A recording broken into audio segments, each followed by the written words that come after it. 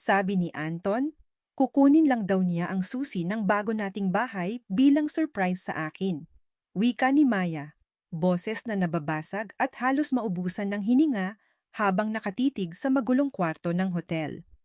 Kaya bakit siya nakahiga dito sa kama mo na wala ng damit at hindi na humihinga? Isang nakakabinging katahimikan ang bumalot sa buong silid. Nawala ng lakas ang mga tuhod ni Maya at tuluyan siyang napaluhod sa malamig na sahig. Tila umurong ang kanyang dila, nagyelo ang buong katawan, at ang mga matang puno ng pag-asa kanina ay nanlaki sa matinding panginginig. Walang luhang lumabas, tanging isang masikip at nakakapasong bikig sa lalamunan na pumipigil sa kanyang huminga. 7 taon siyang naging martir, binitawan ang lisensya sa arkitektura, at nagpakababa sa pamilya Velasco dahil naniwala siyang mahal siya ng kanyang asawa. At ngayon, ang pangarap nilang kalayaan ay nauwi sa isang malagim at nakakadiring katotohanan na ang lalaking pinag-alayan niya ng buhay ay namatay sa ibabaw ng kama ng kanyang kabit. Bago pa man siya makasigaw sa sakit, bumukas ang pinto at pumasok ang kanyang biyenan na si Doña Carmen. Kasunod ang mga matitipunong tauhan nito. Wala itong bakas ng pagdadalamhati. Agad nitong nilapitan ang nagaamok na babaeng nakabalot sa kumot sa gilid ng kama at pilit itong itinago sa likuran niya. Isang malakas at malutong na sampal ang dumapo sa pisngi ni Maya. Tumahimik ka, malandi ka, ikaw ang pumatay sa anak ko. Sigaw ni Doña Carmen, boses na punong-puno ng lason habang inihahagis sa mukha ni Maya ang isang makapal na dokumento. Pirmahan mo yan ngayon din, utos ng biyenan habang pilit na isinisiksik ang ballpen sa nanginginig na palad ni Maya. Aaminin mo sa mga pulis na ikaw ang may kinakasamang ibang lalaki at inatake sa puso ang anak ko dahil nahuli ka niya. Kapag lumabas ang totoo na namatay siya sa kwarto ng anak ng pinakamalaking investor natin dahil sa droga, babagsak ang kumpanya. Utang na loob mo sa amin ang buhay mo, Maya. Lumapit ang manager ng hotel, nag-aalinlangang nagsalita na paparating na ang mga pulis at media sa lobby, na lalong nagpamadali sa malupit at nakakasakal na sitwasyon. Wala siyang pakialam sa drama ng pamilya. Gusto lang niyang hindi masira ang pangalan ng kanilang negosyo. Umiling si Maya, pilit na hinahanap ang boses na ninakaw ng takot. Diyos ko po, Ma, bakit ako ang sasalo ng kasalanang hindi ko ginawa? Bakit ako ang gagawin ninyong masama sa paningin ng anak ko? Ngumiti ng nakakapangilabot si Doña Carmen, isang ngiting hindi umaabot sa kanyang mga mata. Kung hindi mo pipirmahan iyan, ipapalabas kong ikaw ang naglason kay Anton. At si Gabriel, hinding-hindi mo na masisilayan ang anak mo. Nasa baba siya ngayon sa loob ng kotse ko. Subukan mo akong labanan, Maya, at sisiguraduhin kong sa kulungan ang bagsak mo habang buhay. Gumuho ang buong mundo ni Maya. Bahala na. Diyos ko po, bakit? Bakit ako ang nagbabayad sa kasalanan ng iba? Wala akong kasalanan. Wala akong kasalanan. Wala akong kasalanan. Paano naging ganito kalupit ang tadhana sa isang inang nagmahal lang naman ng buong tapat? Wala nang ibang pagpipilian.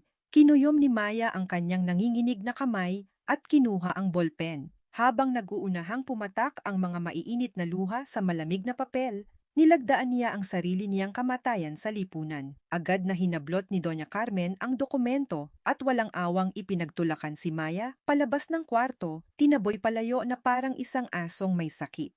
Sa kalagitnaan ng pagbuhos ng malakas na ulan at nakakabinging pagkulog sa labas ng hotel, tumakbo si Maya ng walang direksyon, bit-bit ang pusong tuluyan ng namatay kasama ng mga kasinungalingang sumira sa kanyang buhay. Nagtatago si Maya sa likod ng malaking puno ng akasya sa tapat ng sikat na pribadong paaralan ni Gabriel. Ilang araw na ang lumipas mula ng palayasin siya sa mansyon ng mga Velasco na walang dala kundi ang suot na damit at isang lumang jacket ng kanyang asawa na mabilis niyang nadampot. Mukha siyang pulubi, magulo ang buhok, nangingitim ang ilalim ng mga mata sa walang tigil na pag-iyak, at nanginginig ang buong katawan sa gutom at pangungulila. Umaling-awngaw ang malakas at mahabang tunog ng kampana ng eskwelahan, hudyat na tapos na ang mga klase. Isa-isang nagsilabasan ang mga bata at hindi nagtagal ay nakita niya ang pamilyar na mukha ng kanyang 7 taong gulang na anak. Nakayuko ito, malungkot, at nag-iisang naglalakad patungo sa waiting area. Hindi na napigilan ni Maya ang sarili. Tumakbo siya at lumuhod sa harapan ng bata. Gabriel, anak ko, wika niya, ang boses ay pumipiyok sa halo-halong saya at pighati. Inilahad niya ang kanyang mga braso upang yakapin ang kanyang buong mundo. Ngunit imbes na salubungin siya ng yakap, isang malakas na pagtulak ang natanggap niya. Dahil sa panghihina, nawalan ng balanse si Maya at bumagsak ang kanyang mga tuhod sa maputik na bahagi ng bangketa. Nanlaki ang kanyang mga mata nang mag-angat siya ng tingin. Ang mga mata ni Gabriel, na dati ay puno ng pagmamahal sa kanya, ngayon ay nag-aapoy sa matinding galit at pandidiri. "Huwag mo akong hahawakan," sigaw ng bata, nang inginig ang maliliit na balikat habang patuloy na umaatras. Sabi ni Lola, "Ikaw ang pumatay kay Papa. Masama kang babae. Dahil sa iyo at sa ibang lalaki mo, kaya namatay ang papa ko." Parang libu-libong karayom ang sabay-sabay na tumusok sa dibdib ni Maya. Bawat salitang binitawan ng kanyang sariling dugo at laman ay mas masakit pa sa sampal ni Doña Carmen. Pilit siyang gumapang palapit, umaabot sa sapatos ng anak habang humahagulgol. "Hindi totoo yan, anak. Diyos ko, maniwala ka kay Mama. Mahal na mahal kita, Gabriel. Wala akong ginawang masama. Pilit lang akong pinako." Bago pa man niya matapos ang pagmamakaawa, tumigil ang isang marangyang itim na sasakyan sa kanilang harapan. Bumukas ang pinto at maingat na bumaba ang isang babaeng nakasuot ng eleganteng pulang bestida, pamilyar ang mukha, at may suot na mamahaling sunglasses. Si Lara, ang anak ng pinakamayamang investor ng Velasco Builders, at ang babaeng laging nagpapanggap na matalik na kaibigan ng pamilya. Mabilis na tumakbo si Gabriel at yumakap sa binti ni Lara, umiiyak at nagtatago sa likuran nito. "Tita Lara, ilayo mo ako sa kanya. Ayoko sa kanya." Hinaplos ni Lara ang buhok ni Gabriel na tila isang maamong ina. Pagkatapos, dahan-dahan nitong hinubad ang kanyang sunglases at tumingin pababa kay Maya na nakalugmok sa putikan. Walang awa at bakas ng awa sa mga mata nito. Bagkus, isang mapang-asar at matagumpay na ngiti ang sumilay sa kanyang mga labi na pinatingkad ng isang napakapulang lipstick. "Nakita mo na, Maya? Walang lugar ang isang traidor na tulad mo sa buhay ng batang ito." Malamig na sabi ni Lara. Ang boses ay nagtataglay ng patagong pagbabanta. "Hayaan mo na siyang makapag-move on. Ako na ang bahalang mag-alaga sa pamilyang sinira mo." Binuhat ni Lara si Gabriel papasok sa sasakyan. Pilit na sumunod si Maya. Humahampas sa salamin ng bintana habang patuloy na sumisigaw, ngunit mabilis na umandar ang sasakyan palayo. Iniiwan siyang nakaluhod at nakalubog sa basang lupa habang bumubuhos ang kanyang walang katapusang luha. Sa gitna ng kanyang pagkasira, niyakap ni Maya ng mahigpit ang lumang jacket ni Anton na kanyang daladala. Ang kaisa-isang bagay na nag-uugnay sa kanya sa nakaraan, habang ibinabaon niya ang kanyang mukha sa kwelyo nito upang hanapin ang amoy ng asawa, isang detalye ang nakapagpatigil sa pag-ikot ng kanyang mundo. Sa gilid ng puting kwelyo, mayroong isang kupas na mantsa ng kolorete. Dahan-dahan niyang pinunasan ang kanyang luha at tinitigan itong mabuti. Ang kulay, ang tekstura, ito ang eksaktong kulay ng lipstick na gamit ni Lara kanina. Ang babaeng nakita niyang nagtatago sa ilalim ng kumot sa kwarto ng hotel. Ang kabit ni Anton. Ang tunay na dahilan kung bakit namatay ang kanyang asawa at nasira ang kanyang buhay, ay nagpapanggap na ngayon bilang tagapagligtas ng kanyang anak. Tila naubos ang hangin sa baga ni Maya. Ang matingkad na pulang kulay ng lipstick na iyon ay bumakat hindi lang sa damit, kundi sa mismong kaluluwa niya, nag-iiwan ng isang marka ng puot na hindi kailanman mabubura. 3 taon na ang lumipas. Ang Maya na dating mayumi at mahinhin ay pinalitan ng isang babaeng Ang mga kalyo sa kamay ay mas makapal pa sa kanyang pinagdaanan. Balot ng pawis, alikabok, at amoy ng semento ang kanyang buong katawan habang itinatapon niya ang mga basurang kahoy at pinagtabasan ng asero sa isang malaking construction site. Siya na lang ngayon ay isang hamak na tagalinis, nagtitiis sa kakarampot na arawang sahod para lamang may maipambili ng pagkain at mabayaran ang upa sa isang masikip na kwarto sa gilid ng riles. Habang nagpupunas ng pawis sa kanyang noo gamit ang dulo ng kanyang maruming panyo, narinig niya ang malakas at magaspang na boses ng kanilang pangkalahatang kapatas. Galit na galit ito, pinapagalitan ang isang grupo ng mga mason dahil sa maling sukat ng poste na ipinatayo. Mga tanga, ilang beses ko bang sasabihin na hindi pwede ang ganyang forma? Babagsak ang pader na yan kapag binuhusan ng semento? Sigaw ng kapatas, ang mukha ay namumula sa matinding inis. Napatigil si Maya sa kanyang ginagawa. Kahit 3 taon na niyang ibinaon sa limot ang kanyang pangarap, ang kanyang utak bilang isang dating top student sa arkitektura ay hindi kailanman naging mapurol. Tiningnan niya ang poste at agad na napansin ang depekto sa pagkakalagay ng mga bakal. Walang sinasabi, pinulot niya ang isang maliit na piraso ng uling mula sa mga nasunog na kahoy at lumapit sa isang makinis na bahagi ng sementadong dingding. Wala sa sariling gumuhit siya.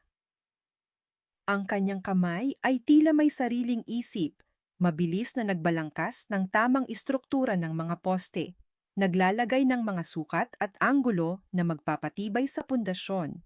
Para siyang nasa isang panaginip, bumabalik sa mga panahong masaya siyang nakaharap sa drafting table. Hoy, babaeng basurera, anong kabalbalan yang ginagawa mo sa pader? Nabalik lamang ang diwa ni Maya nang marinig niya ang umuugong na boses ng kapatas. Lumapit ito sa kanya, inagaw ang uling, at malakas siyang tinulak dahilan upang mapaupo siya sa mabuhanging lupa. Aksidenteng natabig ang isang timba ng maruming tubig na bumasa sa kanyang pantalon. Pinagtawanan siya ng ilang trabahador. Sinisira mo ang dingding. Wala kang kwentang tagalinis. Layas, wala ka ng trabaho. Bulyaw ng lalaki habang pilit na binubura ang mga guhit niya. Yumuko si Maya, hindi na makuhang lumaban. Sanay na siya sa ganitong uri ng pagmamalupit. Tatayuan na sana niya ang pagkakadapa ng biglang tumahimik ang buong paligid. Ang mga tawanan ng mga trabahador ay napalitan ng paggalang at kaba. Isang pangkat ng mga nakasuot ng pormal na damit at safety helmet ang dumating, pinangungunahan ng bagong may-ari ng construction firm na kabibili lamang ng proyekto. Huminto ang lalaki sa mismong harapan ni Maya. Nakasuot ito ng mamahaling sapatos na nabahiran ng putik. Dahan-dahan itong lumuhod, hindi alintana ang dumi, at tiningnan ang mga guhit sa dingding bago binaling ang tingin sa babaeng nakayuko. Ang anggulo ng reinforcement na iginuhit mo, perpekto. Iyan lang ang tanging paraan para hindi bumigay ang bigat ng itaas na palapag, wika ng lalaki. Ang boses ay kalmado ngunit may pamilyar na kumpas. Napaangat ng tingin si Maya, isang lalaking may matipunong pangangatawan, kayumangging balat, at mga matang nagtataglay ng seryosong pag-aalala ang nakatitig sa kanya. Nanlaki ang mga mata ni Maya nang makilala kung sino ito, si Rafael. Ang dati niyang kaklase sa kolehiyo na umalis patungong Dubai bilang isang simpleng OFW. At ngayon ay umuwing isang matagumpay na negosyante at nagmamay-ari ng isa sa mga pinakamalaking firm sa industriya. Tumayo si Rafael, hinarap ang kapatas na ngayoy nanginginig sa takot at malamig na nag-utos. Tinatawag mong basurera ang taong mas may alam pa sa inyong lahat kung paano itayo ang gusaling ito? Tanggal ka sa trabaho, ngayon din. Pagkatapos, bumaling muli si Rafael kay Maya. Walang pag-aatubili, iniabot niya ang kanyang malaki at magaspang na kamay patungo sa nanginginig na palad ni Maya. Hinawakan niya ito ng mahigpit at tinulungan siyang makatayo mula sa putikan. Sa harap ng lahat ng mga taong umalipusta sa kanya, nagsalita si Rafael na may tinig na puno ng paggalang at matinding paninindigan. Ilang taon kitang hinanap, Maya. Panahon na para ibalik ang lapis sa kamay ng tunay kong chief architect. Sa unang pagkakataon matapos ang 3 taon ng purong dilim, Naramdaman ni Maya ang mainit na pag-asa na dumadaloy mula sa kamay ni Rafael patungo sa kanyang malamig at basag na puso. Ang hawak na iyon ay hindi lang pag-ahon mula sa putik, kundi ang simula ng kanyang muling pagkabuhay. Sa loob ng isang pribadong opisina na amoy bagong kape at mamahaling kahoy, nakaupo si Maya habang mahigpit na nakahawak sa mainit na tasa. Kanina pa siya inalok ni Rafael na bumili ng mga bagong damit, ngunit tumanggi siya. Ayaw niyang kaawaan. Sapat na ang tinulungan siyang makaahon mula sa impyernong pinasukan niya. Nakatayo si Rafael sa harap ng malaking bintana na nakadungaw sa syudad ng Maynila, ang syudad na pilit siyang nilamon, ngunit ngayon ay unti-unti siyang binibigyan ng pagkakataong makabangon. Hindi ko tinatanggap ang alok mo dahil naaawa ako sa iyo, Maya. Seryosong panimula ni Rafael nang hindi lumingon. Inaalok kita ng trabaho dahil alam kong ikaw lang ang may kakayahang tapusin ang mga disenyo na kailangan ng kumpanya ko para makapasok sa bidding sa susunod na buwan. Babayaran kita ng tama at bilang kapalit, tutulungan kitang maipasa ang board exam para makuha mo ang lisensya mo. Bumuntong hininga si Maya. 7 taon niyang ibinaon ang pangarap niyang maging arkitekto. Nakalimutan na nga yata ng mga kamay niya kung paano gumamit ng T-square. Rafael, matagal na akong walang hawak na lapis. Paano kung nabura na ng hirap ang kakayahan ko? Paano kung biguin lang kita? Humarap si Rafael. Ang mga mata ay puno ng determinasyon. Naglakad ito palapit sa kanya at inilapag sa mesa ang isang blankong sketchpad at isang pamilyar na lapis. Ang lapis na iyon ang madalas niyang hiramin kay Rafael noong pareho pa silang nag-aral sa unibersidad. Ang talento mo, Maya, ay hindi parang damit na pwede mong hubarin at itapon. Nakaukit yan sa pagkatao mo. Gamitin mo ito bilang sandata. Kung gusto mong bawiin ang anak mo mula sa mga taong sumira sa'yo, kailangan mong maging mas mataas sa kanila. Kailangan mong maging isang taong hindi na nila kayang tapakan. Ang mga salitang iyon ay parang malamig na tubig na gumising sa nanlulumong diwa ni Maya. Sa isip niya, nag-flash ang mukha ni Doña Carmen na pinagtatawanan siya sa morgue, ang nag-aapoy na mga mata ni Gabriel nang itulak siya nito, at ang mapanuksong ngiti ni Lara habang yakap-yakap ang kanyang anak. Ang puot na pilit niyang ikinukubli ay muling sumiklab. Tama si Rafael. Hindi niya mababawi si Gabriel kung patuloy siyang magiging isang hamak na biktima. Kailangan niyang maging isang higante. Kinuha ni Maya ang lapis at unti-unting hinawakan ng mahigpit. Tatanggapin ko ang tulong mo, ngunit mangako ka sa akin na walang sino man sa labas ng kumpanyang ito ang makakaalam kung sino ang nasa likod ng mga disenyo ko hanggang hindi ko sinasabi. Gusto kong kilalanin nila ang mga obra ko, ngunit gusto kong manatiling anino. Hanggang sa dumating ang araw na hindi na nila ako kayang itaboy pabalik sa dilim. Tumango si Rafael. Nangangako ako. Simula ng araw na iyon, tila naging makina si Maya. Umaga, nagtatrabaho siya sa loob ng opisina ng kumpanya ni Rafael, pinag-aaralan ang mga lumang kaso, nagre-rebisa ng mga asul na plano, at tinutulungan ang ibang arkitekto. Sa gabi, umuwi siya sa bago niyang inuupahang apartment na ibinawas ni Rafael sa kanyang unang sahod at nagpupuyat upang mag-aral para sa licensure exam. Samantala, sa loob ng palasyo ng mga Velasco, patuloy ang pagdiriwang. Naging asawa na ni Lara si Anton sa pamamagitan ng pagmamanipula sa mga lumang batas. At ang Velasco Builders ay nagpatuloy sa kanilang pamamayagpag. Ngunit hindi nila alam, sa isang maliit na kwarto, may isang babaeng hindi natutulog, unti-unting hinahasa ang kanyang isip upang maging pinakamatalim na patalim na tatapos sa kanilang paghahari.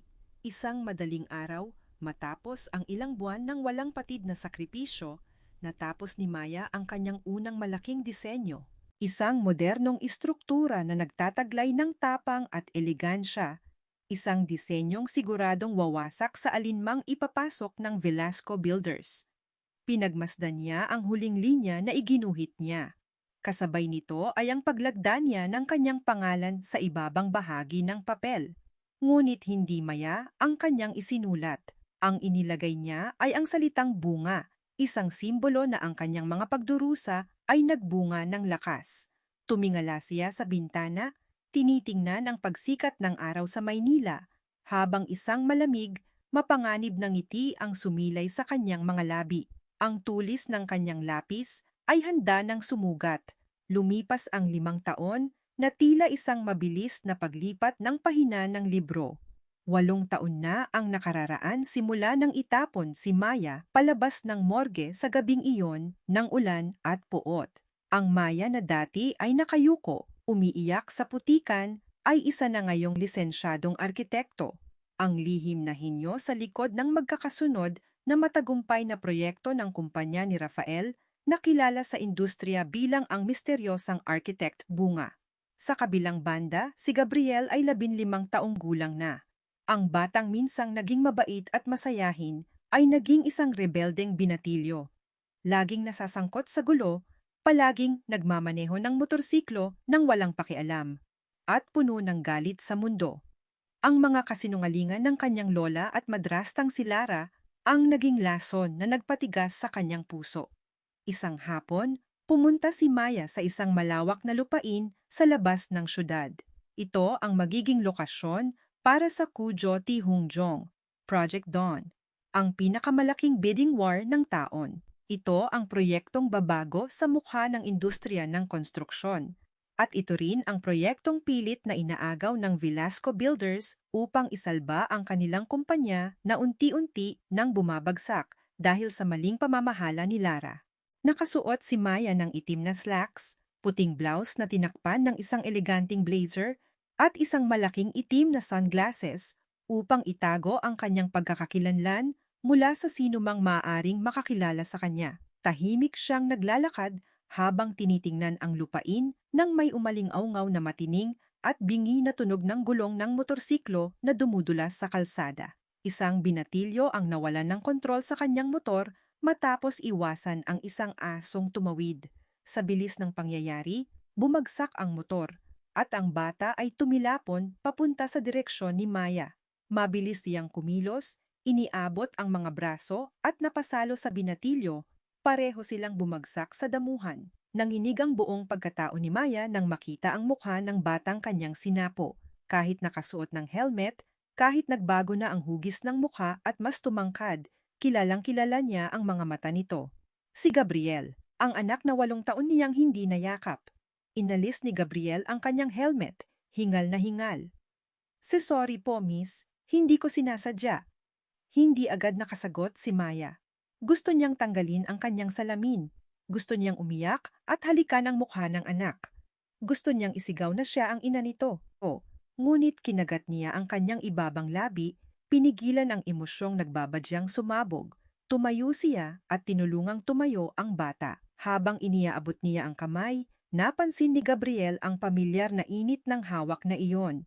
Isang init na hindi niya naramdaman mula kay Lara o kahit kanino sa mansyon ng mga Velasco. Napatingin ang binatilyo sa misteryosang babae, nagtataka kung bakit tila bumilis ang tibok ng kanyang puso. "Mag-ingat ka sa susunod, bata," malamig ngunit malambing na sabi ni Maya, iniiba ang kanyang boses. "Masyado pang maaga para sayangin mo ang buhay mo." Bago pa man makasagot si Gabriel, umalis na si Maya nang mabilis pabalik sa sasakyan ni Rafael na naghihintay sa malayo. Iniiwan ang anak na nalilito sa naramdamang kakaibang koneksyon. Nang gabing iyon, sa isang malaking press conference, buong yabang na humarap si Doña Carmen sa mga kamera. Nakasuot ng mga alahas na kumikinang sa ilalim ng mga ilaw, pilit niyang ipinapakita na malakas pa rin ang imperyo ng pamilya. "Gusto kong ipaalam sa lahat na ang Velasco Builders ang mananalo sa Project Dawn," mayabang na pahayag ng matanda. Ang ngiti ay puno ng kayabangan. "Ang mga kalaban namin, lalo na ang kumpanya ni Rafael na may tinatagong arkitektong walang mukha, ay mga pipitlang na sinusubukan kaming kalabanin. Hindi kayang tapatan ng isang multo ang aming makasaysayang kumpanya." Habang pinapanood iyon ni Maya sa telebisyon sa kanyang opisina, dahan-dahan niyang inalis ang kanyang salamin. Tiningnan niya ang natapos niyang master plan na nakalatag sa mesa. Isang disenyong mas matatag, mas maganda, at mas perpekto kaysa sa anumang nagawa ng Velasco Builders. Ang matandang babaeng minsan ay tumapak sa kanya sa putikan, ay malapit nang matikman ang sarili nitong salita. Ang ngiti ni Doña Carmen sa telebisyon ay naghihintay na lamang na mabura. Ang bulwagan ng Grand Hyatt Hotel ay napuno ng mga makapangyarihang tao sa industriya ng real estate at construction. Lahat ay naghihintay sa formal na anunsyo kung sino ang nakakuha ng pinakamalaking kontrata ng taon, ang Project Dawn. Sa harapang hilera ng mga upuan, buong pagmamalaking nakaupo si Doña Carmen, suot ang isang kumikinang na gintong terno. Sa tabi niya ay si Lara, nagbabalat kayo bilang perpektong asawa ng pumanaw na si Anton, habang sa kabilang dulo ng mesa ay nakaupo si Gabriel. Walang pakialam at pilit lang isinama ng kanyang lola para sa family image. Umakyat ang head ng selection committee sa entablado.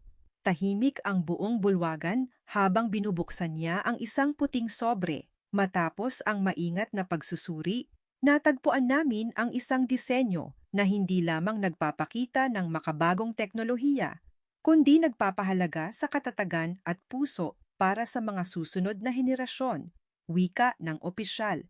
Ikinagagalak ko pong ianunsyo na ang mananalo sa Project Dawn ay ang A construction firm. Nawala ang ngiti sa mukha ni Doña Carmen. Tila binuhusan siya ng malamig na tubig habang ang buong paligid ay nagpapalakpakan para kay Rafael. Nanlaki ang mga mata ni Lara, hindi makapaniwala na ang kanilang kumpanya ay natalo. Ngunit hindi pa doon nagtatapos ang gabi. Umakyat si Rafael sa entablado upang tanggapin ang parangal. Pagkatapos niyang magpasalamat, tumingin siya sa direksyon ng mga Velasco. Hindi ko ito makakamit kung wala ang utak sa likod ng disenyong ito, ani Rafael. Boses na umaling-aungaw sa buong bulwagan. Marami ang nagtatanong kung sino ang misteryosang architect bunga. Ngayong gabi, panahon na para makilala ninyo siya. Bumukas ang malalaking pintuan sa likuran ng bulwagan. Pumasok ang isang babae. Nakasuot siya ng isang perpektong na tailor na puting suit. Ang buhok ay maayos na nakatali at ang mukha ay nagliliwanag sa kumpiyansa. Bawat hakbang niya sa red carpet ay nagdadala ng autoridad na nagpatahimik sa mga nag-uusap. Nang malinaw ng mata mo ng mga ilaw ang kanyang mukha, halos tumigil ang pagtibok ng puso ni Doña Carmen. Napahawak ng mahigpit ang matanda sa braso ng kanyang upuan.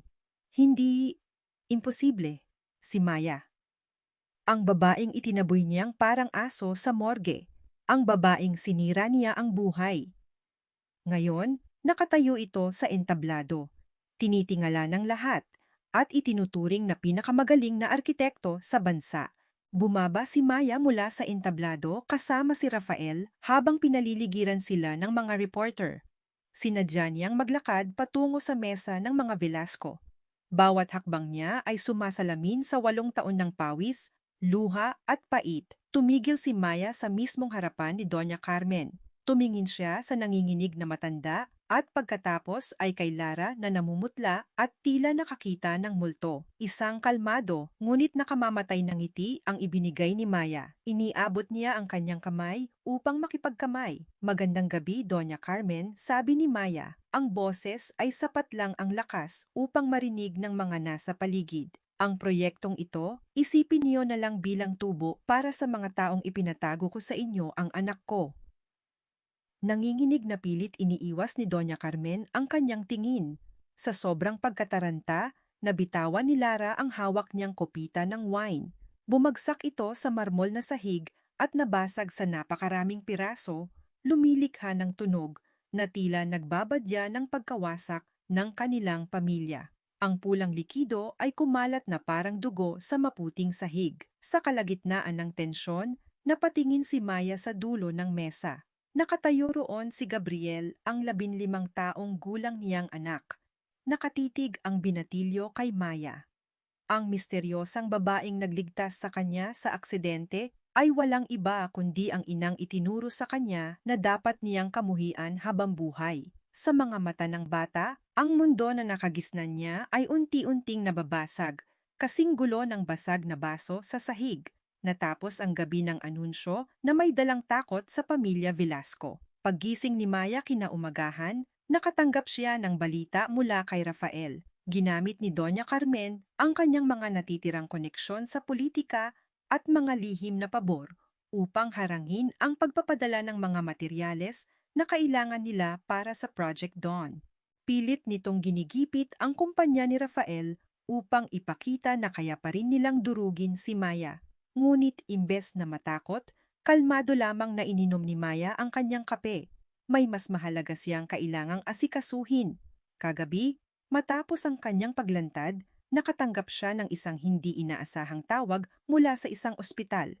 Isang lumang ospital na amoy gamot at kalungkutan ang bumungad kay Maya nang dumating siya. Naglakad siya patungo sa isang pampublikong ward at tumigil sa harap ng isang kama sa sulok.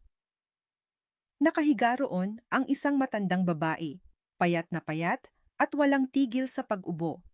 Si Manang Rosa ang dating pinakamatagal na kasambahay ng mga Velasco at ang kaisa-isang tao sa loob ng mansyong iyon na nagpakita ng awa kay Maya noon. Nang makita ng matanda si Maya, pilit itong bumangon, ang mga mata ay puno ng luha at pagsisisi. Mamaya, salamat, salamat at dumating ka. Nahihirapang wika nito, bawat salita ay may kasamang mabigat na paghinga. Umupo si Maya sa tabi ng kama at marahang hinawakan ang nangungulubot na kamay ng matanda. Manang Rosa, bakit po kayo nandito? Nasaan ang tulong ng mga Velasco? Matagal kayong nanilbihan sa kanila. Umiling ang matanda, pilit na nilalabanan ang pag-ubo ng dugo. Tinapon nila ako, Maya. Nang malaman nilang may sakit ako, pinalayas nila ako dahil wala na akong pakinabang. Pero, bago ako mamatay, kailangan kong linisin ang konsensya ko. May alam ako, Maya. May alam ako tungkol sa pagkamatay ni Anton. Tila tumigil ang pag-ikot ng mundo ni Maya. Ang pangalan ng kanyang asawa ay nagdala ng panibagong alon ng sakit na matagal na niyang ibinaon. Hinila ni Manang Rosa ang isang lumang kahon mula sa ilalim ng kanyang unan. Mula rito, inilabas niya ang isang makapal na lumang cellphone, ang eksaktong telepono ni Anton na sinabi ni Doña Carmen na nawala bago ito mamatay. Na noong gabing iyon, panimula ng matanda habang pilit na humihinga. Naglilinis ako sa kwarto ng hotel dahil may pinapasunod si Doña Carmen na papeles. Narinig kong nag-aaway si Sir Anton at si Ma'am Lara. Hinihingan siya ng pera ni Sir Anton dahil baon ito sa utang sa sugal. Nang magbanta si Sir Anton, nahihiwalayan ito at babalik sa'yo, nakita ko. Napatakip si Maya sa kanyang bibig.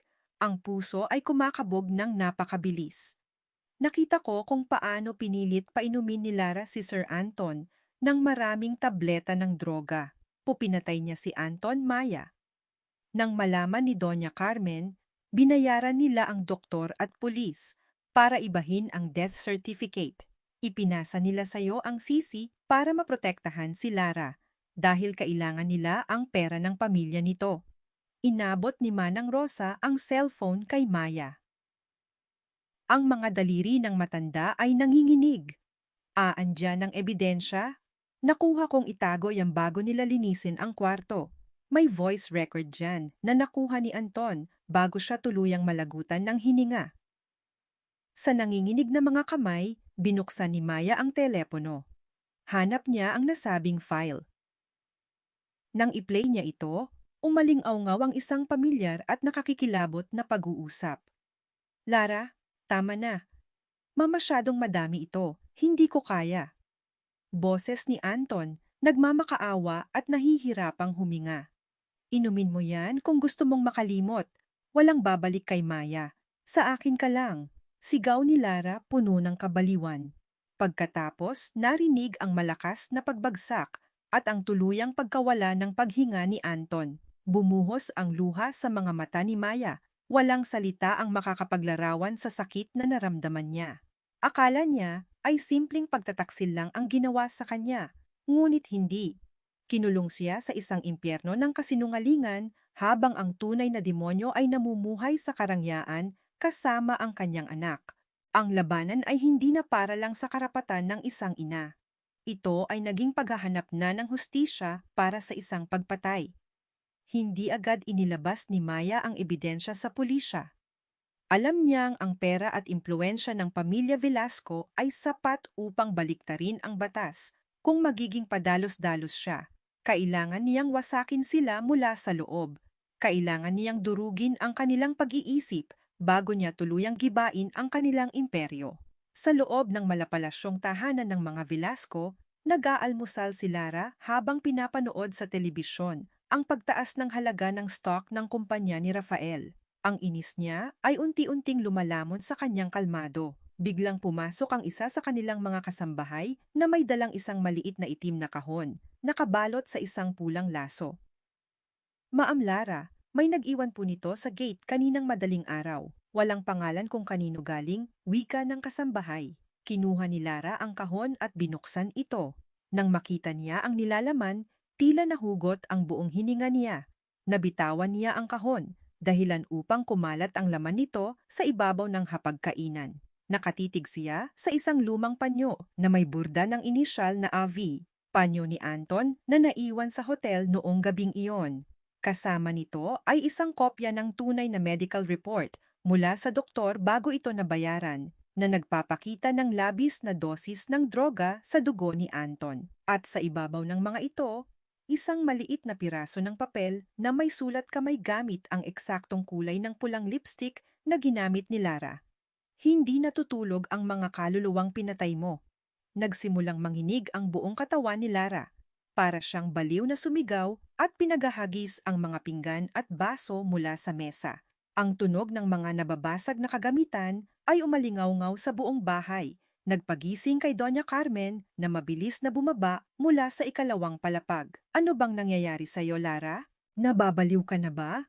Galit na sigaw ng matanda nang makita ang gulo sa sala. Walang paggalang na hinarap ni Lara ang kanyang biyenan. Puno ng takot at pagkabaliw ang kanyang mga mata. Bumabalik na siya, ma. Si Maya. Siya ang nagpadala nito. Alam niya ang totoo. Alam niyang ako. Alam niyang tayo ang pumatay kay Anton. Isang malakas na sampal ang dumapo sa pisngi ni Lara. Tumahimik ka. Hihilahin mo pababa ang kumpanya natin dahil sa kaba mo. Walang ebidensya si Maya. Patay na ang lahat ng pwedeng magsalita. Anong walang ebidensya? Tignan mo yan. Turo ni Lara sa nagkalat na papel, umiiyak ng walang kontrol. Sisirain niya tayo. Kunin mo ang mga koneksyon mo. Ipapatay mo siya kung kailangan bago pa tayo makulong. Sa gitna ng kanilang sumisigaw at nag-aapoy na bangayan, hindi nila namalayang nakabukas ng kaunti ang pinto ng opisina malapit sa hagdanan. Nakatayo doon si Gabriel, ang 15 taong gulang na binatilyo. Ang kanyang paboritong headset na laging suot ay nahulog sa lapag. Narinig niya ang lahat. Ang bawat salita, bawat pag-amin, bawat kasinungalingang ipinagkanulo sa kanya sa loob ng 8 taon. Ang inang kinamuhian niya, ang inang palagi niyang isinusumpa dahil sa pagpatay umano sa kanyang ama, ay walang kinalaman sa nangyari. Ang mga tunay na demonyo ay ang mga taong nagpakain, nagbihis at nagpalaki sa kanya. Nanlambot ang mga tuhod ni Gabriel. Ang kanyang paningin ay nagdilim habang ang mga luhang puno ng galit, pagsisisi at pagkalito ay sunod-sunod na pumatak mula sa kanyang mga mata. Ang mundo niyang puno ng galit kay Maya ay tuluyang gumuho, pinapalitan ng isang nakasusunog na katotohanan. Napatingin si Doña Carmen sa gawin ng hagdanan. Nang makita niya si Gabriel na nakatayo roon, namumutla at nanginginig, agad siyang nilabasan ng malamig na pawis. Ang imperyong pinrotektahan niya ng napakatagal ay nagsisimula ng mawasak mula mismo sa loob. Tumakbo si Gabriel palabas ng mansyon, nang gabiring iyon, bit-bit lamang ang kanyang motorsiklo. Ang mga salitang narinig niya mula kina Doña Carmen at Lara ay patuloy na umaalingaw-ngaw sa kanyang isip tulad ng isang sirang plaka. Ako ang pumatay kay Anton, tayo ang pumatay kay Anton. Ang bawat palo ng hangin sa kanyang mukha habang pinapatakbo niya ang motor sa pinakamabilis na bilis ay parang sampal ng katotohanan. Ang inang binuweltahan niya ng galit, ang inang tinawag niyang mamamatay tao, ay walang kasalanan. Nang gabing iyon, huminto siya sa tapat ng isang tahimik na apartment sa labas ng syudad. Ang tanging address na nakuha niya mula sa mga lumang dokumentong pinunit ng kanyang lola noong nakaraan. Ang tinutuluyan ni Maya. Nakatayo si Maya sa tapat ng kanyang bintana, tinitingnan ang pag-ulan nang marinig niya ang malakas na pagpreno ng isang motorsiklo sa ibaba. Nang sumilip siya, nakita niya si Gabriel na nakaluhod sa basang sementadong daan, basang-basa sa ulan, at umiiyak nang walang pagpigil. Agad siyang bumaba, dala ang isang tuwalya. Nang makita siya ni Gabriel, nanginginig ang buong katawan ng binatilyo. Hindi ito tumakas. Sa halip, gumapang ito palapit sa kanya at niyakap ng mahigpit ang kanyang mga binti, ibinaon ang mukha sa baywang ni Maya habang humahagulgol ng parang isang musmos na bata. Mamama! Ang tanging salitang lumabas sa bibig ng binatilyo. Isang tawag na 8 taon niyang ipinagkait. Patawarin mo ako. Sobrang sama ko. Naniwala ako sa kanila. Para bang gumuho ang huling pader sa puso ni Maya. Binitawan niya ang tuwalya, lumuhod sa putikan at ulan, at niyakap ng buong higpit ang kanyang anak. Walang sinabi si Maya. Hinaplos lamang niya ang basang buhok ng binatilyo. Hinayaan itong ilabas ang lahat ng sakit, galit, at pagsisising kinimkim nito ng napakatagal. Ang yakap na iyon ay ang pinakahihintay na tagpo sa loob ng napakahabang panahon. Ang muling pagtagpo ng dalawang pusong pinaghiwalay ng kasinungalingan. Ngunit ang katahimikan ng gabing iyon ay naputol sa sumunod na araw nang magsimulang kumilos si Doña Carmen. Nang malaman ng matanda na nagkita sina Maya at Gabriel at natatakot na baka tuluyang mawala ang nag-iisang tagapagmana ng pamilya sa kanilang panig, nagdesisyon siyang gumawa ng isang maruming hakbang. Ginamit niya ang natitirang impluensya sa pulisya upang magsampa ng gawa-gawang kaso laban kay Maya. Inaakusahan itong pagnanakaw ng mga dokumento ng kumpanya at paninirang puri. Isang umaga, habang nasa loob ng opisina si Maya, dumating ang mga pulis na may dalang warrant of arrest. Kasama nila si Doña Carmen, na may suot na mapagmalaking iti sa kabila ng edad nito. Isama na ang magnanakaw na yan, utos ni Doña Carmen sa mga pulis habang nakatayo sa pintuan ng opisina. Akala mo kung sino kang magaling na arkitekto ngayon, Maya? Sa kulungan ng bagsak mo. Pumagitna si Rafael, galit na hinarap ang mga pulis. May hawak ba kayong legal na dokumento para dakpin siya ng walang tamang proseso? Korte ang magpapasya nito, hindi kayo. Huwag mo nang ipagtanggol ang babaeng yan, Rafael, malamig na sabi ni Doña Carmen. Tapos na ang laro niya. Bago pa man makagalaw ang mga pulis, bumukas ang pinto ng elevator. Pumasok si Gabriel, suot ang kanyang school uniform, kasama ang isang abogado at 2 opisyal mula sa National Bureau of Investigation. Ang mga mata ng binatilyo ay seryoso, walang bakas ng batang takot kagabi. Huminto si Gabriel sa tabi ng kanyang ina at hinarap ang sarili niyang lola. Hindi mo siya makukulong, lola, boses ni Gabriel, matatag at puno ng awtoridad na ikinabigla ng matanda. Dahil ang mga taong dapat nasa kulungan ngayon ay ikaw at si Lara. Inabot ni Gabriel sa NBI officer ang isang flash drive.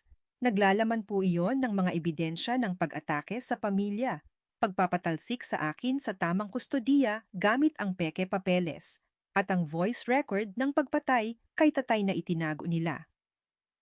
Nanlaki ang mga mata ni Doña Carmen, nawala ang kulay sa kanyang mukha. Pilit siyang lumapit sa apo, nagmamakaawa ang boses. Gabriel, apo ko, ginawa ko ang lahat ng ito para sa pamilyang ito, para sa'yo.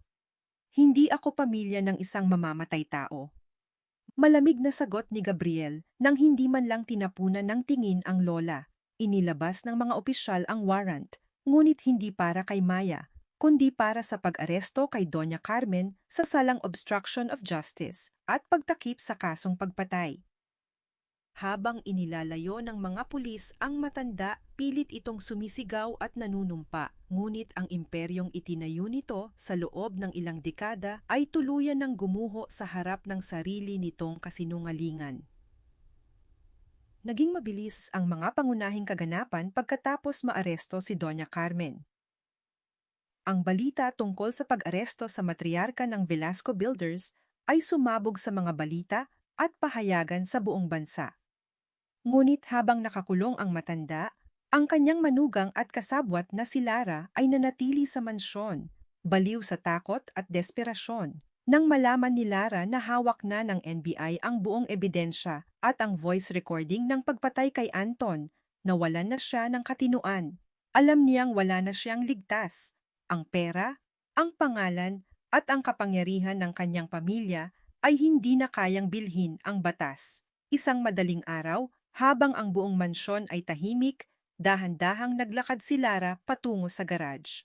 Nanginginig ang kanyang mga kamay habang binubuksan ang pinto ng kanyang mamahaling sasakyan. Desperado siyang tumakas, nagdala ng bag na puno ng cash at mga alahas. Iniisip na makakatakas siya patungo sa ibang bansa bago pa man siya masampahan ng formal na warrant of arrest. Habang pinapatakbo niya ang sasakyan sa gitna ng kadiliman ng kalsada patungo sa airport, hindi niya napansin ang isang itim na van na tahimik na sumusunod sa kanya mula sa likuran. Ang sasakyan na iyon ay pagmamay-ari ng mga taong naulila at nasira ng pamilya Velasco noon. Mga taong naghintay ng tamang panahon upang singilin ang mga ito. Sa kabilang dulo ng syudad, si Maya ay nakatayo sa tapat ng malaking bintana ng kanyang bagong opisina.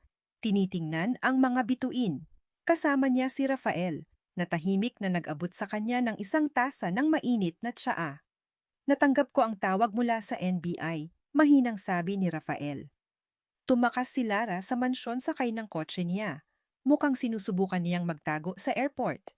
Umiling si Maya. Ang kanyang mga mata ay nananatiling kalmado, ngunit may kakaibang talim. Hindi na siya makakatakas, Rafael. Ang mga demonyong nagtago sa dilim ay hinding-hindi na makakabalik sa liwanag. Kasabay ng mga salitang iyon, sa kahabaan ng madilim at abandonadong highway patungo sa paliparan, pinatakbo ni Lara ang sasakyan sa pinakamabilis na bilis. Ang ulan ay nagsimulang bumuhos ng malakas, lumilikha ng mga madulas na bahagi sa kalsada. Biglang sumulpot ang itim na van mula sa gilid, hinarangan ang kanyang daan at pinilit siyang itabgil sa gilid ng bangin. Sa panik at takot, pilit na inikot ni Lara ang manibela upang umiwas. Ngunit huli na ang lahat. Nawalan ng kontrol ang sasakyan, bumangga sa bakal na harang ng kalsada, at lumipad pababa sa madilim na bangin.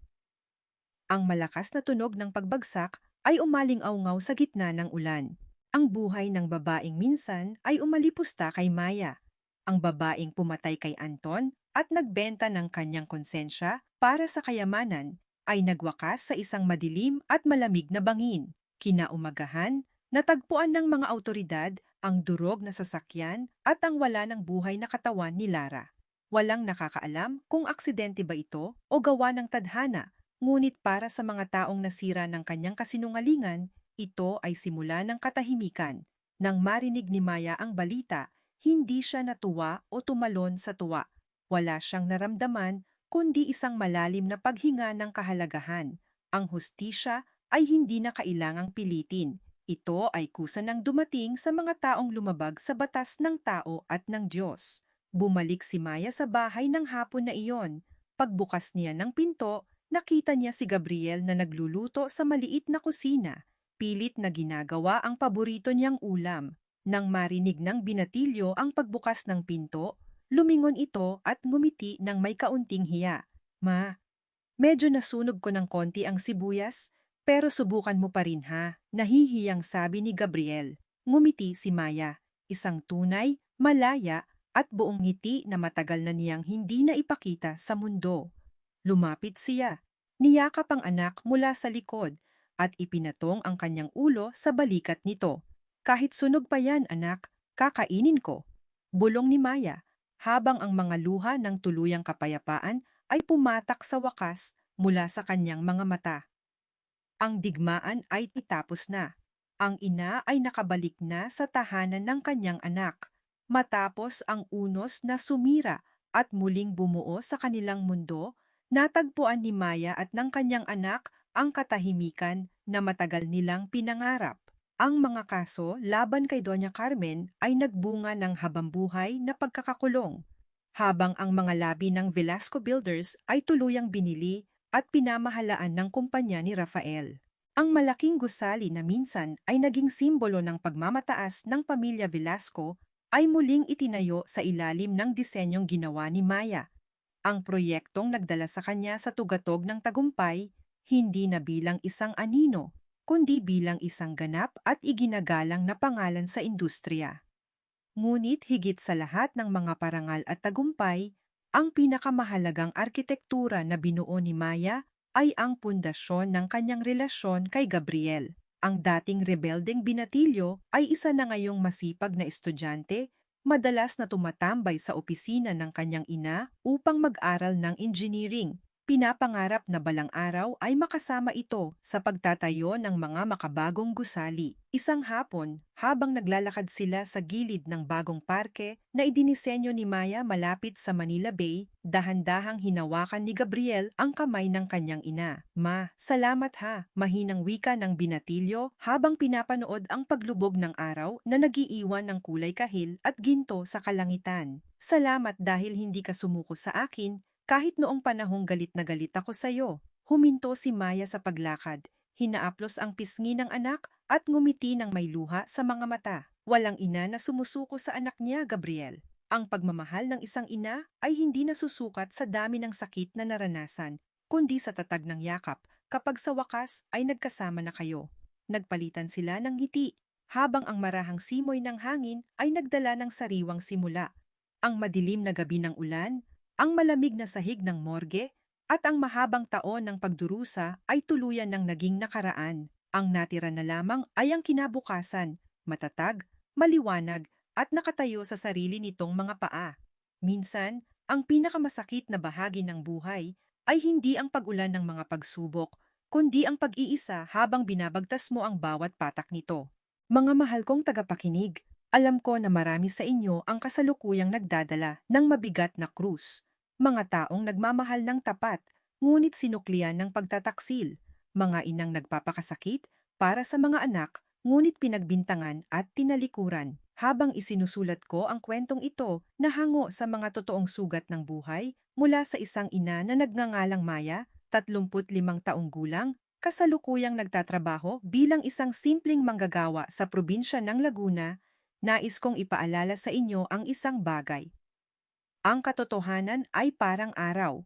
Kahit gaano katagal itong itago ng makapal na ulap ng kasinungalingan, kailanman ay hindi nito kayang magtagago magpakailanman. Darating ang panahon, sisikat ito at gigisingin ang buong paligid. Saan kaya kayo nakikinig ngayon? Baka kayo ay nag-aayos ng hapagkainan sa inyong kusina, o kaya naman ay nagpapahinga na pagkatapos ng mahabang araw sa trabaho. Ano man ang inyong estado sa buhay ngayon, nais kong itanong sa inyo. Kung kayo ay nasa posisyon ni Maya, kayo ba ay magkakaroon ng parehong lakas ng loob na magpatawad at muling bumuo ng inyong sarili mula sa abo? O kayo ba ay lalamunin ng puot at paghihiganti? Ibahagi ninyo ang inyong mga kwento at saloobin sa comment section sa ibaba dahil dito sa ating tahanan, walang boses na hindi naririnig at walang pusong nag-iisa. Kung nagustuhan ninyo ang paglalakbay na ito, huwag kalimutang i-like, i-share at i-subscribe ang ating channel para sa mas marami pang kwento ng buhay, pag-ibig at katarungan. Maging matatag kayo, mga nanay, mga lola at mga ate. Tandaan ninyo, ang inyong halaga ay hindi nakasalalay sa pagkilala ng ibang tao, kundi sa tibay ng inyong sariling pundasyon. Hanggang sa susunod nating kwento, maging ligtas kayong lahat at manatiling matatag ang inyong pananampalataya.